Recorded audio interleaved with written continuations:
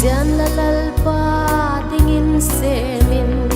kipak na baday gwalhin la siya talalpa lampiyahi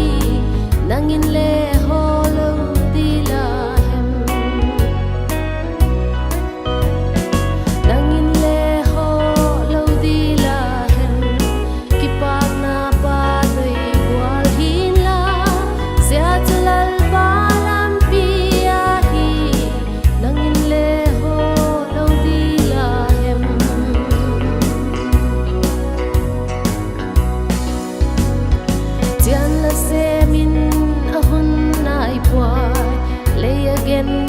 Vana nopna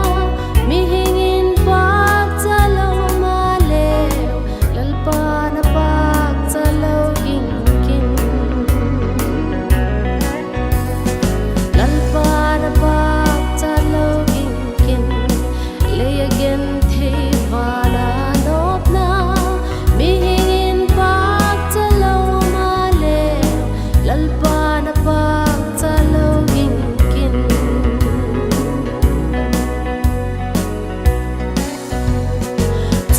semin ahon na ipuay lalong timsung kipag na di a happy in ahon pagtay lasep gim na thon puana ti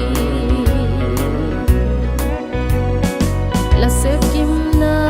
thon puana ti lalong timsung kipag na di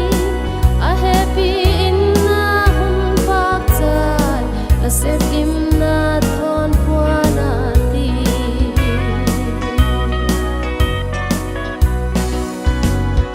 Diyan la ahun la in semin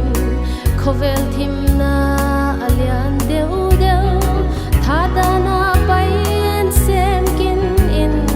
Thagaw hugdam na hung hina Thagaw hugdam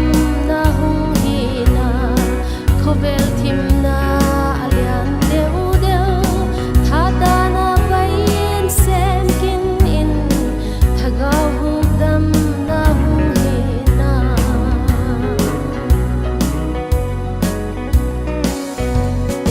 Lakya nga thim mami athi Thana thamwan na nei lo te Thagaw me selin salwakin sa pele salvakin na Tim sa pele salvakin na Thana thamwan na leilote Thagaw may selin salvakin Tim sa pele salvakin na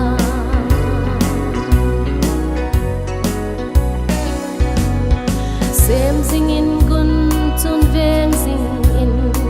Thagaw mang thai pui din pilin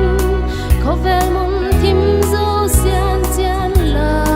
Mang thai te tu hun pui luta Mang thai te tu hun pui luta Thagaw mang thai pui din pilin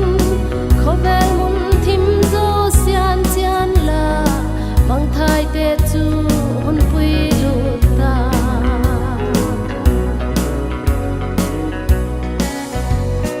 Kipak takin sem zing in la Sep kim chu chol na nwa mahi Mau nei pa o he kom tan la O chungai tia ka hung ati O chungai tia Sep kim chu chol na nuam